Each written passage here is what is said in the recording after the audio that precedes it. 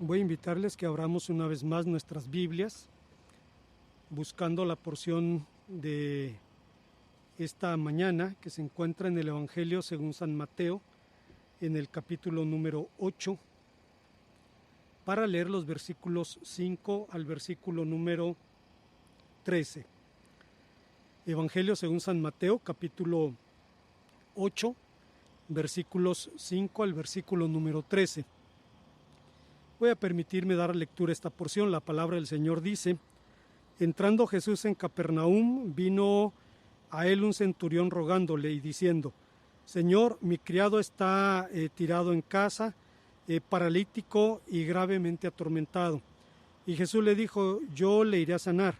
Y respondió el centurión y dijo: Señor, no soy digno de que entres bajo mi techo, solamente di la palabra y mi criado sanará. Porque yo también soy hombre bajo autoridad y tengo bajo mis órdenes soldados, y les digo a este: ve y va, y al otro: ven y viene, y a mi siervo: haz esto, y lo hace. Al oír esto, Jesús se maravilló y dijo a los que le seguían: de cierto os digo que aún en todo Israel he hallado tanta fe como la de este hombre. Antes, hermanos, de iniciar la reflexión de nuestra palabra, de nuestro texto de esta hora, quisiera mencionar que teóricamente el día de hoy, a estas horas, deberíamos estar celebrando el 52 aniversario de la vida de nuestra iglesia. Ustedes saben que la fecha de la fundación de la iglesia fue un 31 de diciembre, no es la mejor fecha para celebrar un aniversario, y es la razón por la que siempre pospusimos la celebración hasta el tiempo en que la iglesia estuviera de regreso. En teoría estaríamos ahora celebrando el aniversario, pero por razones de fuerza mayor, hermanos, no es posible hacerlo. Es más importante la integridad, la salud, el tener las precauciones que una fiesta. Habrá tiempo para tener fiestas. Creo que es un asunto de mayordomía el esperar el tiempo adecuado, y entonces sí podremos darle gracias a Dios por todos los años de vida que el Señor nos ha dado como iglesia. El autor de la historia verdadera de la conquista de la Nueva España dice en su crónica, habla de la profunda impresión que produjo en los españoles su primer contacto con la ciudad de México Tenochtitlán. Y desde que vimos tantas ciudades y villas pobladas en el agua y en tierra firme otras grandes poblaciones, y aquella calzada tan ancha y por nivel como iba México, nos quedamos admirados y decíamos que parecían las cosas de encantamiento que se cuentan en el libro de Amadís, por las grandes torres y cúes y edificios que tenían dentro del agua, y todas de cal y canto, y aún algunos de nuestros soldados decían que si aquello que veían eran ensueños. Y no es de maravillarse que yo escriba aquí de esta manera, porque hay mucho que aprender en aquello que no sé cómo contarlo, ver cosas nunca oídas ni aún soñadas como veíamos. La fascinación es natural en los seres humanos. Nos maravillamos ante la belleza, ante lo inesperado o ante lo sobrenatural. Eso es natural en criaturas finitas como nosotros, pero que el Señor Jesucristo, el Dios omnisciente hecho hombre, se asombrara de algo, es algo que desafía nuestra capacidad de asombro. ¿Realmente algo pudo maravillar al Señor Jesús? ¿En qué consistió el maravillarse de Cristo? Y lo más importante, ¿puede alguna actitud nuestra producir en Él una respuesta semejante? A fin de intentar responder estas preguntas, y basados en el texto que acabamos de leer, Mateo capítulo 8, versículos 5 al 13, les invito a considerar el tema que hemos titulado Cuando el Señor se maravilla. Antes, hermanos, de pensar en las enseñanzas de nuestro pasaje, con el propósito de contextualizar este texto en particular, debemos recordar que en el Nuevo Testamento se nos enseña de manera clara la realidad de las dos naturalezas del Señor Jesús, Dios y hombre verdadero. En el Concilio de Nicea, varios siglos después, la Iglesia pudo formular de una manera clara y concisa lo que encontraba en los testimonios de las Escrituras. Ni los credos ni las declaraciones de los padres apostólicos definieron la verdad. simplemente la declararon como la encontraban en la Escritura, de tal manera que un creyente sencillo pudiera decir en pocas palabras lo que creía.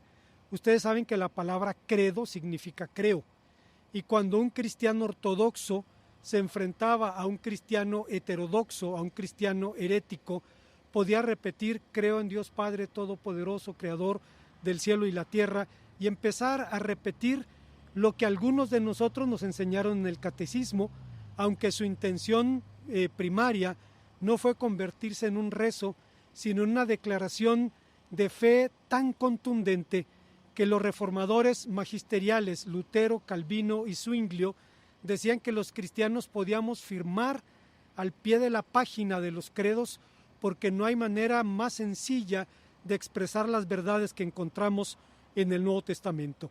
La Biblia nos habla de que Cristo es Dios y hombre verdadero, y de pronto encontramos relatos como por ejemplo en el Evangelio según San Juan, en donde se nos dice que el Señor estaba cansado en el pozo de Sicar y llegó una mujer y le pidió de beber agua, o podemos recordar pasajes en donde el Señor tuvo hambre y fue a una higuera para tomar un higo de allí, lo que nos muestra, hermanos, su realidad como ser humano, pero también se nos habla de su divinidad, sobre todo en el prólogo del Evangelio según San Juan.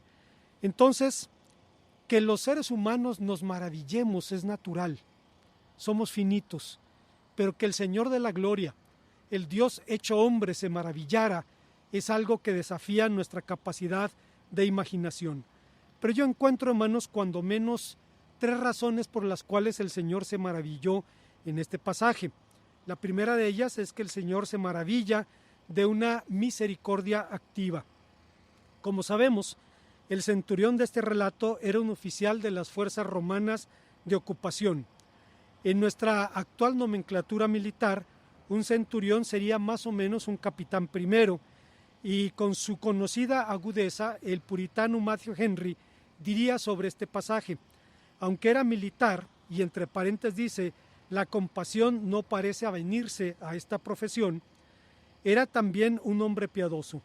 Dios tiene su remanente en todas las clases de gentes, y por lo mismo no hay ni profesión ni lugar en el mundo que pueda servir de excusa para impedir, para justificar la impiedad o justificar la incredulidad. Y muchas veces la gracia de Dios se manifiesta doblemente victoriosa al ganar almas dentro de circunstancias que parecen en contra. Aunque era un militar romano, y el hecho mismo de residir entre los judíos era para ellos un recordatorio del yugo de Roma, Cristo, que es el verdadero Rey de Israel, le hizo un gran favor enseñándonos un ejemplo de hacer el bien a nuestros enemigos. Siempre, hermanos, me conmueve Matthew Henry, porque como un pastor y como un puritano, siempre estaba buscando cómo aplicar las enseñanzas de la palabra de Dios. Y en este texto en lo particular me impresiona que dice: este centurión representaba el poder de Roma, pero estaba delante del Rey de Israel, delante del auténtico Rey de Israel, que le concedió lo que le pedía para enseñarnos de esa manera a hacer el bien a nuestros enemigos. Pero siendo realistas, en honrosas excepciones, solo en honrosas excepciones, los soldados extranjeros son vistos como personajes populares en un país ocupado. Solo piense usted en cuántos concursos de popularidad hicieron los afganos con los soldados soviéticos o los soldados norteamericanos. Normalmente los locales buscarán echar a los invasores de su tierra. Claro, hay honrosas o deshonrosas excepciones, y si pensamos por ejemplo en la historia de Querétaro, una de esas excepciones fue el famoso batallón de los Yanquis Prietos. Si usted no había escuchado del batallón de los Yanquis Prietos, fue un cuerpo de voluntarios queretanos que peleó al lado del ejército norteamericano en la invasión en la que los Estados Unidos despojaron a México de más de la mitad de su territorio. Pero en el caso de Israel, además del natural celo nacionalista, la presencia romana significaba un verdadero problema religioso.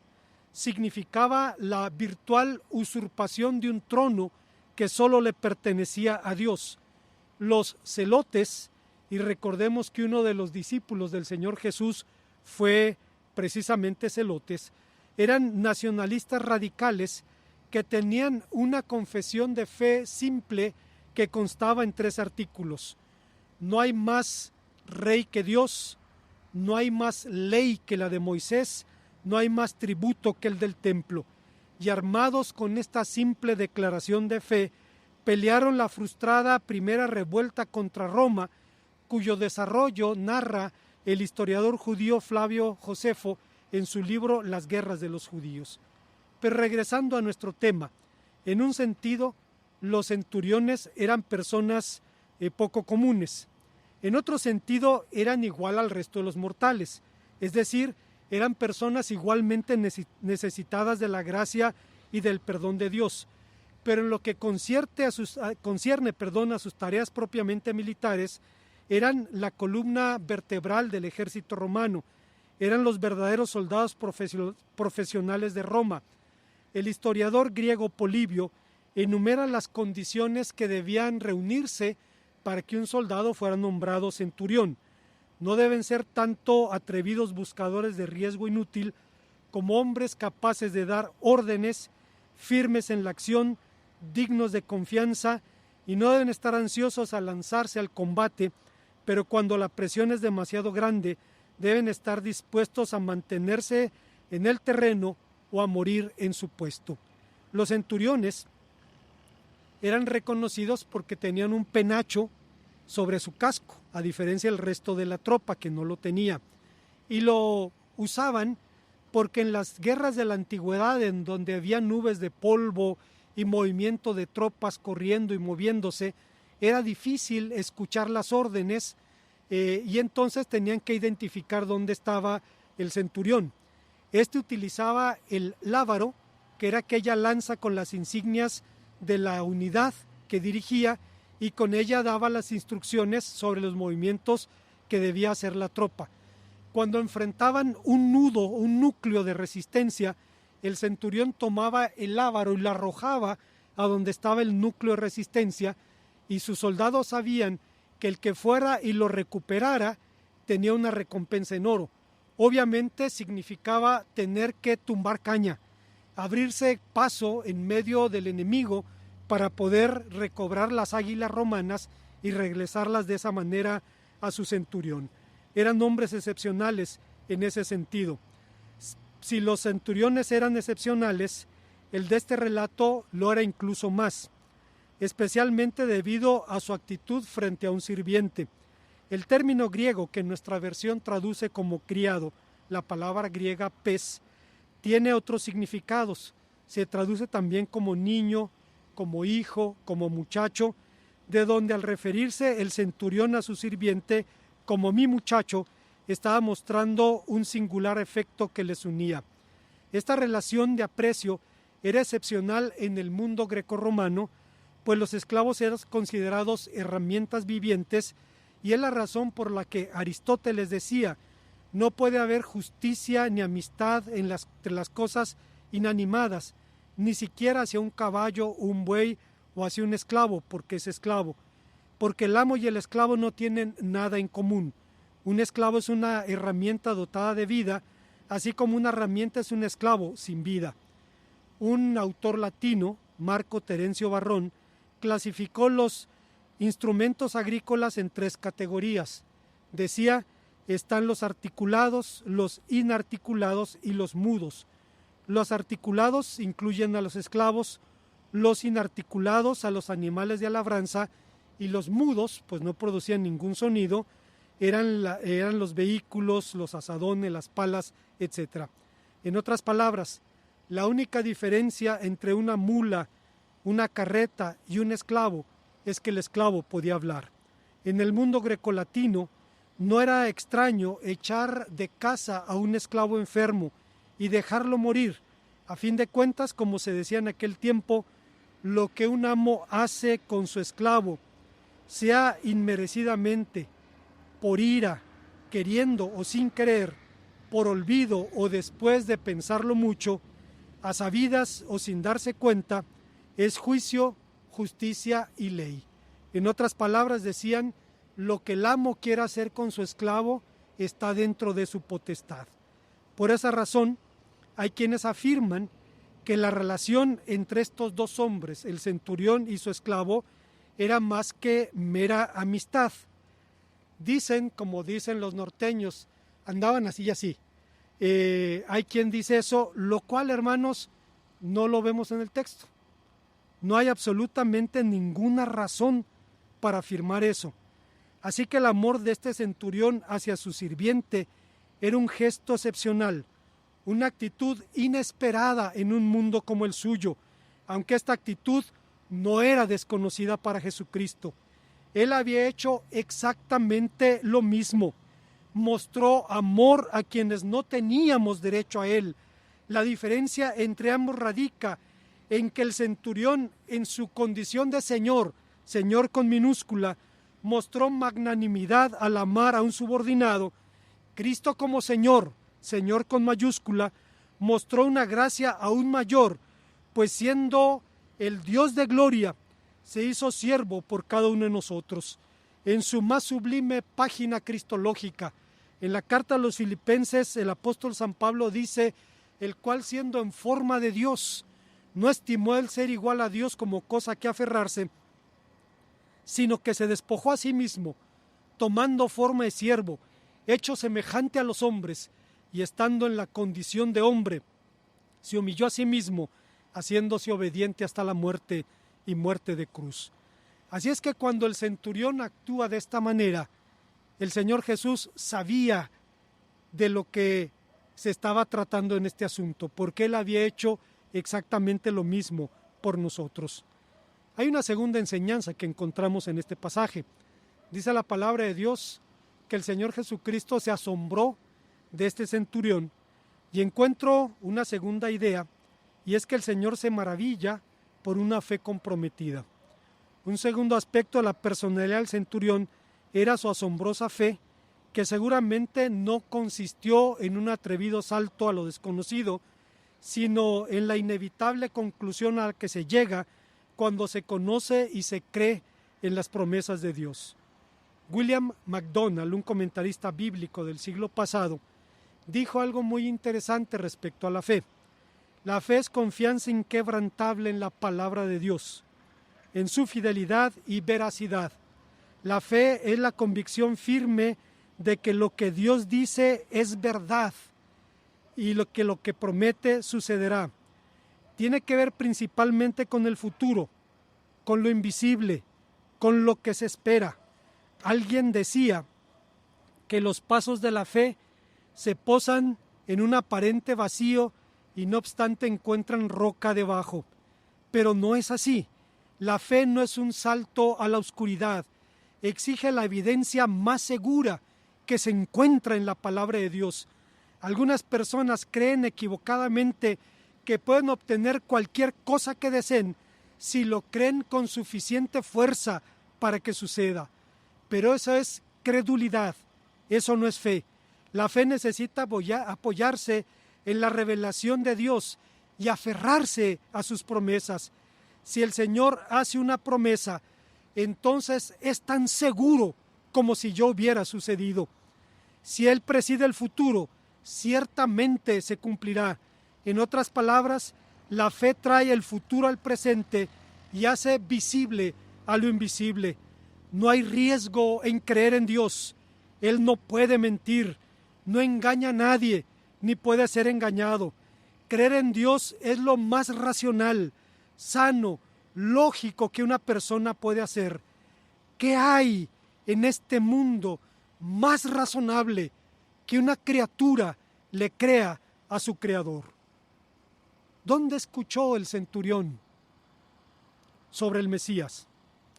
Seguramente lo escuchó en la sinagoga y escuchó que cuando el Mesías viniera tendría potestad sobre la enfermedad, de modo que con su testimonio avaló lo que el apóstol San Pablo nos dice respecto al origen de la fe en Romanos 10:17. Así que la fe es por el oír y el oír por la palabra de Dios. Entre paréntesis, se ha intentado identificar la sinagoga que construyó el centurión y se piensa que pudo haber sido la de Tel Hum, que está ubicada en el lugar donde se piensa estuvo la aldea de Kefarnahum o Capernaum, como le llama la Reina Valera 60. Pero volviendo a nuestro asunto, la versión de Lucas afirma que por boca de los ancianos, el Señor Jesús fue informado de que el centurión era temeroso de Dios, es decir, que era un gentil que había creído en el Dios de Israel. Los enviados del centurión le dijeron: es digno de que le concedas esto porque ama nuestra nación y nos ha edificado una sinagoga. Lucas 7 del 4 al 5. Este es el único relato que Lucas y Mateo comparten. Sin embargo, se suele afirmar que hay contradicción entre ambos, pues en tanto que el primero afirma que fue el centurión quien suplicó al Señor Jesús, el segundo dice que el centurión, mandó una embajada para que hablara con el Señor. Sin embargo, la contradicción realmente no existe, pues por medio de mensajeros, el centurión hizo llegar su súplica al Señor Jesús. Podemos recordar, por ejemplo, en Mateo 27-26, que dice que Pilatos azotó a Jesús, lo que no significa que personalmente el procurador de Judea se hubiera ocupado de la tarea. Estos son ejemplos simples de dicción o redacción abreviada, pues F. Bruce, un erudito del siglo pasado, decía: no puede haber motivos para tratar de conciliar los relatos. Al hablar con los representantes del centurión, Jesucristo hablaba con el centurión. Lucas, al escribir la lectura mayormente a los gentiles, destaca que mediante el amor de un gentil se ganó a un judío, y Mateo, al escribir mayormente a los judíos, destaca que donde quiera que hubiera fe, el Señor Jesús la iba a aceptar. Pero regresando a nuestro texto, dadas las prescripciones rabínicas, las prohibiciones sobre la entrada de un judío al lugar de un gentil, algunos traductores suelen sugerir que la respuesta del Señor Jesús fue una pregunta: ¿iré yo a sanarlo? Sin embargo, aunque cupiera la muy remota posibilidad de que en lugar de afirmar preguntara, no debemos olvidar, hermanos, que cuando leemos los relatos de la Biblia no leemos el tono de las palabras. No obstante, el contexto demanda una respuesta positiva. Más aún, en la lengua del Nuevo Testamento el uso de pronombres personales es más enfático que en español, de modo que en otras palabras el Señor le dijo: yo mismo iré a sanarlo. Y fue justamente esa respuesta la que llevó al centurión a lo que Dietrich Bonhoeffer llama la fe sencilla, la fe simple. El hombre respondió: Señor, no soy digno de que estés bajo mi techo, solamente di la palabra y mi criado sanará, porque yo también soy hombre bajo autoridad y tengo bajo mis órdenes soldados, y digo a este ve y va, y al otro ven y viene, y a mi siervo haz esto y lo hace. El hombre tenía bien claro quién era el sujeto de su fe y qué era lo que esperaba de él. Esto es más importante de lo que parece, porque nos guarda cuando menos de incurrir en la experiencia de cierto evangelista principiante. Hace muchos años, la Iglesia Bautista del Calvario de la ciudad de Torreón decidió apoyar el trabajo de una de sus misiones, enviando al lugar a un equipo de jóvenes a hacer evangelismo personal. Llegaron a la calle principal del pueblo, organizaron equipos de dos, les asignaron un paquete de literatura a cada uno y acordaron a qué hora y en qué lugar se iban a ver al terminar la jornada para poder regresar a Torreón. Hicieron su trabajo y un joven que hace unos años fue misionero en España, estaba haciendo sus pininos en el evangelismo y abordó a una persona. Él no sabía que era un testigo de Jehová. La plática se prolongó por horas y estaban parados intercambiando palabras. Los equipos terminaron de repartir su literatura, regresaron al lugar designado y esperaron largamente a que este joven regresara. Finalmente regresó y le preguntaron: ¿qué pasó? ¿Por qué te tardaste tanto?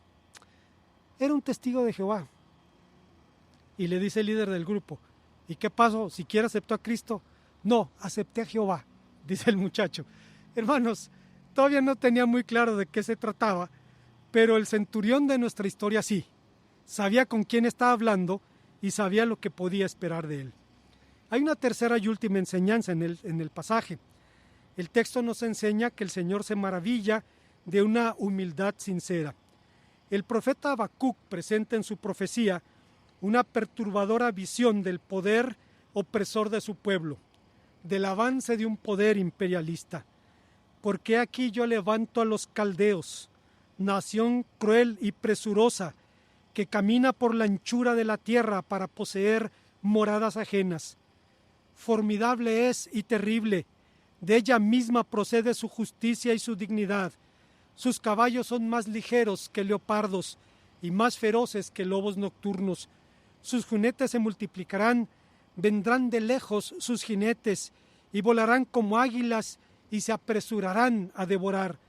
Toda ella llevará a la presa, el terror va delante de ella, recogerá cautivos como arena, escarnecerá a los reyes y a los príncipes, hará burla, se reirá de las fortalezas, levantará terraplén y la tomará, y luego pasará como un huracán y ofenderá atribuyendo su fuerza a su Dios. Capítulo 1, versículo 6 al versículo 11. Las palabras del profeta parecen calcar con la actitud y los hechos de cualquier poder imperial al margen de su nombre o de su tiempo. Con esto podemos entender lo excepcional de la actitud del centurión de nuestro relato, ya que siendo promotor y custodio del poder de Roma, tenía una actitud positiva frente a ese pueblo al que Roma siempre despreció y se resistió a comprender. El centurión tendría de qué presumir. Por su posición, era un hombre, no era un hombre de baja autoestima, y menos aún un hombre como aquel del que contaba el obispo Desmond Tutu, que murió recientemente, quien decía de un individuo que fue al psiquiatra y le dijo: doctor, sospecho que tengo complejo de inferioridad. Nadie me escucha, nadie me hace caso, nadie voltea a verme, siento que no le importo a nadie. A lo que el psiquiatra le respondió: no, señor, usted no tiene un complejo de inferioridad, usted es inferior. No era el caso del centurión. Hay algo, hermanos, más que podemos mencionar de este hombre. Algunos comentaristas dicen que este centurión pudo haber sido un oficial de Herodes Antipas, un hombre familiarizado con el judaísmo, si no es que judío él mismo, aunque en este caso no tendría lugar la afirmación ama nuestra nación, como dice la versión de Lucas en el capítulo 6, versículo 5. Por otra parte, también es necesario destacar que en el mundo pagano la humildad no era ninguna virtud. La humildad, que se define como la acción de plegarse del hombre, la actitud de subordinación de forma voluntaria o involuntaria, no era para los griegos ninguna virtud. Ellos la asociaban con la humildad, con la condición baja, con la ignorancia o con la debilidad, cosas que iban en contra del ideal clásico de la excelencia. Aristóteles se burlaba de la humildad, contrastándola con la condición del hombre magnánimo. Para él, la humildad era una ofensa a la verdad y al genuino conocimiento de uno mismo. En contraste, en la tradición judeo-cristiana, la humildad ante Dios y la dependencia de Él son las claves para el conocimiento propio.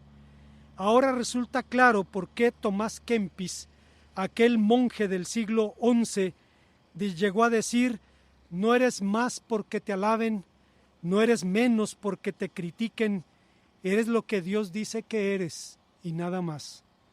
¿Y qué dice Dios que soy yo?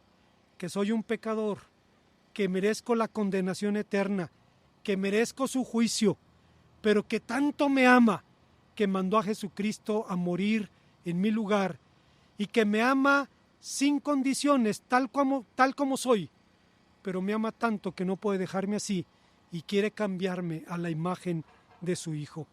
En la tradición judio-cristiana, la humildad adquiere un sentido eminentemente religioso, cuyo principal marco de relación es nuestra relación con Dios y con las criaturas.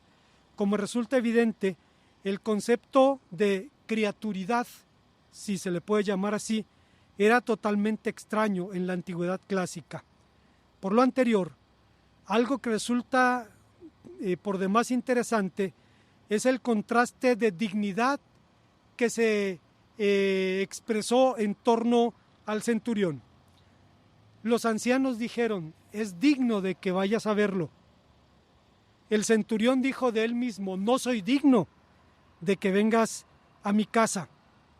Di solamente la palabra. ¿Por qué respondió de esta manera el centurión? ¿Por qué expresó su propia indignidad? Porque estaba consciente delante de quién estaba. ¿Quién era él comparado con el excelso? Esta encarnación personal de la majestuosa autoridad, de un poder que todo lo abarca, de un amor condescendiente, de un amor que se extiende a cualquier clase y a cualquier cultura.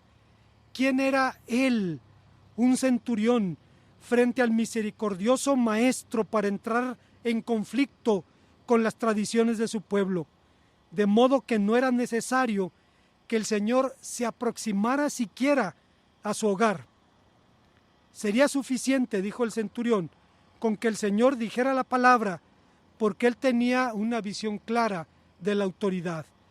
Pero hay un elemento adicional que reitera la convicción del centurión, y es el vocabulario utilizado en este pasaje en particular. En el versículo 7, el Señor Jesús utilizó el verbo que significa cuidar o atender, el verbo terapeo. En el versículo 8, el centurión utilizó la palabra sanar, la palabra eome. En otras palabras, el Señor le dijo: yo voy a atenderlo. Y el centurión le dijo: no tienes que darle terapia, puedes declarar la sanidad y el hombre sanará. Y ahora entendemos, hermanos, la reacción del Señor Jesús, quien dice: ni en todo Israel he encontrado fe como la de este hombre.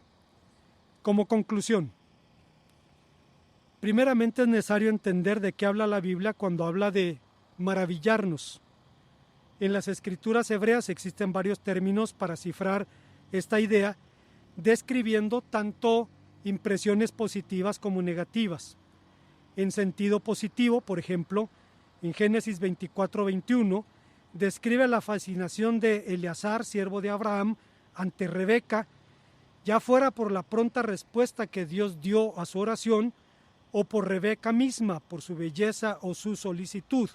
Si usted recuerda este pasaje, dice la palabra de Dios que el patriarca Abraham tomó al siervo más viejo de su casa y le pidió que le hiciera un juramento que ahora se le llama juramento corporal. Dice que puso su mano en el muslo y juró que no le iba a dar a Isaac una mujer cananea. ¿Por qué juraba poniendo la mano en el muslo? Los judíos le llaman juramento corporal. Cuando juraban, ponían su mano sobre un objeto sagrado, una copia, por ejemplo, de la ley, el altar, etc. Aquí se estaba aludiendo a la circuncisión y por razones obvias no se iba a poner la mano en la parte aludida. Entonces, en la parte más próxima, en el muslo, Eleazar juró a Abraham que iba a buscarle una mujer de su propia parentela. Usted conoce la historia. El hombre salió, llegó a cierto lugar y dice que una mujer fue a recoger agua y él dijo: Señor, la mujer que me dé de beber esa es la mujer que tienes para mi señor. Se acerca a Rebeca, le ofrece agua a sus camellos y dice que el hombre estaba fascinado por la solicitud o por la belleza de Rebeca. Es exactamente igual. Su impacto fue positivo. En contraste, en sentido negativo, el profeta Isaías dice que el Señor quedó maravillado al no encontrar a un solo hombre que intercediera por Israel. Isaías 59:16, que si mal no recuerdo el texto dice que buscó a un varón que hiciese vallado entre la tierra y Dios para que Dios no la destruyera, y no lo encontró. Idéntico sentido negativo expresa el apóstol San Pablo en Gálatas 1:6, donde declara su sorpresa por la apostasía de los cristianos de Galacia. El verbo sorprender que utiliza Pablo en ese pasaje proviene de la raíz de la que viene también la palabra taumaturgo, un hacedor de milagros. Sin embargo, en el pasaje que nos ocupa, el maravillarse del Señor Jesús expresa la más positiva de las impresiones. Expresa la respuesta emocional hacia un gentil, hacia las actitudes de este hombre. Esta respuesta emocional ha sido como evidencia de la literal humanidad del Señor Jesús, cosa que el Nuevo Testamento enseña sin ninguna duda. Sin embargo, este hecho no explica del todo la actitud del Señor Jesús.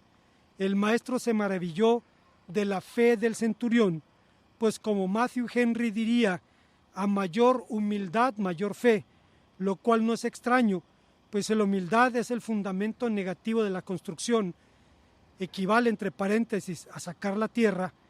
La fe es el fundamento positivo, equivale a echar los cimientos.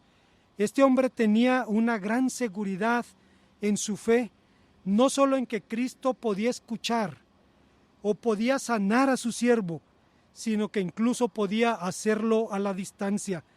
No necesitaba utilizar fórmulas, rituales o medicamentos. Era simplemente con el poder de su palabra. Y como polilla de la Biblia, que es como se solía apodar a los puritanos, Matthew Henry no resistió la tentación de hacer una aplicación pastoral a esta historia. Dice: las enfermedades corporales son para Cristo como humildes siervos. Cuánto consuelo brinda a quienes somos del Señor el pensar que cada enfermedad está designada para servir a la intención de su gracia. No hay que temer a la enfermedad ni a sus efectos sobre nosotros cuando le vemos